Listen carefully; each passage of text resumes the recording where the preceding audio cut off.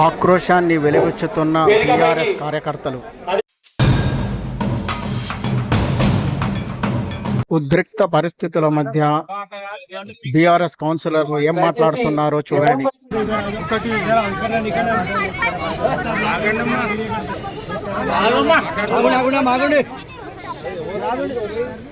అసలు ఒకటి నమ్మలేని ఒక ఫేక్ డ్రా అనేది ఇక్కడ తీయడం జరుగుతుంది.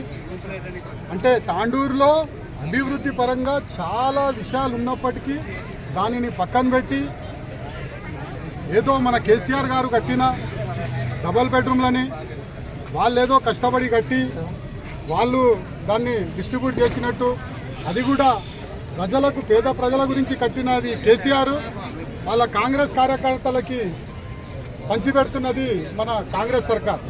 ఎందుకంటే ఇక్కడ మీరు ఒక చూడాలా, పారదర్శకంగా తీస్తున్నామంటే లక్కీ డ్రా అంటే ఫస్ట్ మీకు అన్ని విషయాలు తెలుసు, ఫస్ట్ ఎంక్వైరీ చేస్తారు. ప్రతి వార్డులలో ప్రయారిటీ తీసుకొని ఎంక్వైరీ చేసిన తర్వాత అర్హులు ఉన్న వాళ్ళకి తర్వాత డిక్లరేషన్ చేసి ప్రజల సమక్షాల్లో చీటీల ద్వారా లక్కీ డ్రా ద్వారా తీస్తారు. కానీ ఇక్కడ కంప్యూటర్ సిస్టమ్ అంట, కంప్యూటర్ అనేది వాళ్ళ చేతిలోనే ఉంది. అయితే కలెక్టర్ గారు మొన్న ఇంతకుముందు మన ఎమ్మెల్యే గారు ఏం చెప్పారంటే, కంప్యూటర్లో అన్ని పేర్లు ఫీడ్ అయితే ఒక బటన్ నొక్కితే ఆ బటన్ ఏ పేర్లనైతే తీసుకుంటుందో ఆ పేర్లనే మేము సెలెక్ట్ చేస్తున్నామని చెప్తుండ్రు. అయితే ఆ పేర్లు ముందే ఫీడ్ అవ్వవని ఏం గ్యారంటీ ఇస్తారు? ఖచ్చితంగా ఇదొక ఫ్రాడ్. కాంగ్రెస్ కార్యకర్తలకి అమ్ముకోనికైనా లేకపోతే వాళ్ళకి ఇవ్వనికే ఇదొక స్కీమ్ అనేది కాంగ్రెస్ గవర్నమెంట్ ఏర్పాటు చేసింది.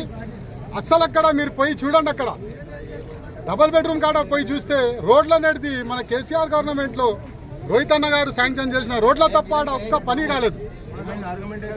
అక్కడ వాటర్ సప్లై లేదు, అక్కడ ఎలక్ట్రిసిటీ సప్లై లేదు. 581 ఇల్లు ఇవ్వడానికి రెడీ ఉన్నాయని చెప్పిండ్రు, అదంతా ఫేక్. అక్కడ వెళ్ళి మీరు అది కూడా చూడండి. ఇప్పుడు వీళ్ళని మీరు ఇస్తే వాళ్ళు ఎక్కడ పోయి ఉంటారు? ఆడ ఇంతకుముందు కాంగ్రెస్ గవర్నమెంట్లో రాజేంద్రమ్మ కాలనీలో ఇచ్చినప్పుడు కూడా ఇట్లే ఇచ్చిండ్రు. అప్పుడు కూడా ఇల్లున్నోళ్ళకే ఇల్లు వచ్చినాయి, గరీబ్ వాళ్ళకి ఇల్లు రాలేవు. ఇల్లుకి ఇల్లు వచ్చిన తర్వాత వాళ్ళు అమ్ముకున్నారు, తర్వాత కొంతమంది కిరాయికి ఇచ్చుకొని ఇప్పుడు కూడా నడుస్తున్నాడా? నేను డిమాండ్ ఒకటే చేస్తున్నా టీఆర్ఎస్ పార్టీ కౌన్సిలర్గా, ఫస్ట్ మీరు పట్టణ అభివృద్ధి గురించి ఆలోచించండి, తర్వాత అవన్నీ కంప్లీట్ చేయండి. డబల్ బెడ్రూమ్లు అనేది ఉండేటట్టు కంప్లీట్ చేసిన తర్వాత ప్రజల మధ్యలో ప్రజల సమక్షాన్న క్షేత్రస్థాయిలో ఎంక్వైరీ చేసిన తర్వాతనే అందరికి ఇవ్వాలని నా యొక్క మనవి. ఒకవేళ ఇట్లా జరగకపోతే మేము ఎంతకైనా సిద్ధంగా ఉన్నాము. రాస్తా రోకలైనా చేస్తాము, ధర్నాలైనా చేస్తాము, ఏమైనా చేస్తాం. కానీ ఈ ఫేక్ స్కీమ్ని మేము ముందుకు రానియము. రెండోది పట్టణాభివృద్ధి ఇంపార్టెంట్. మీకు పట్టణాభివృద్ధి, మీరు తాండూరు డైలీ వచ్చే తోవలో ఉంది మా కాలనీ. ఆ కాలనీలో ఒక్కసారి వచ్చి మీరు చూడండి అక్కడ పరిస్థితులు ఎలాంటి ఘోరంగా ఉన్నాయో.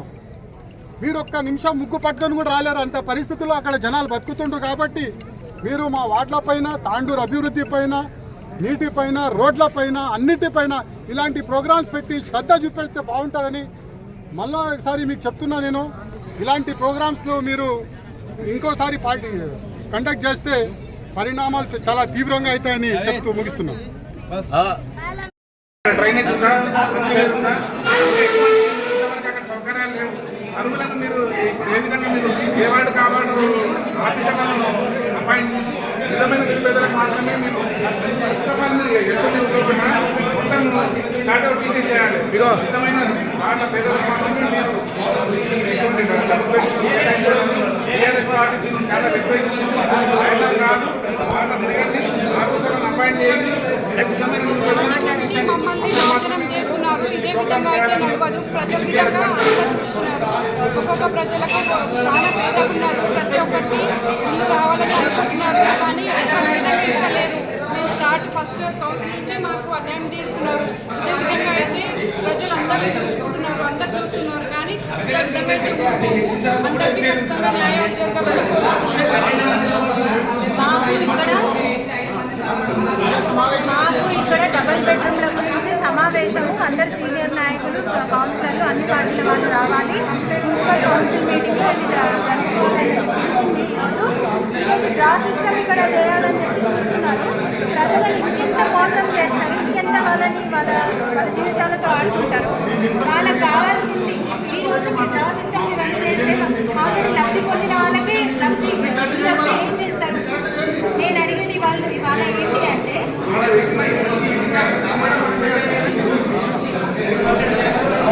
ప్రజలను రోడ్డు మీదకి చేయడం తప్ప మీరు చేసే పాలన ఏమీ లేదు. మీ మోచేతి నీళ్ళు ఎవరైతే తాగుతున్నారో వాళ్ళని మీరు చేస్తున్నారు తప్ప ఇంకా వేరే వాళ్ళని ప్రజలను పట్టించుకోవాలన్న ఉద్దేశం అయితే మీకు లేదు. కాంగ్రెస్ వాళ్ళకి ఇంత అన్యాయపు పాలన ఎక్కడ కూడా చూడలేదు, జరగలేదు.